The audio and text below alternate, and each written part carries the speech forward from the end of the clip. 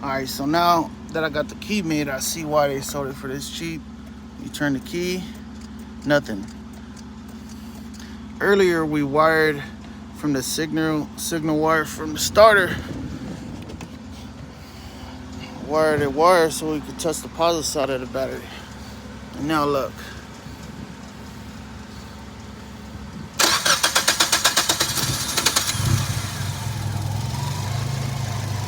Let's go. It's that old school SE-R, G. Go ahead and put this up in here somewhere. It doesn't touch anything. Sounds good too.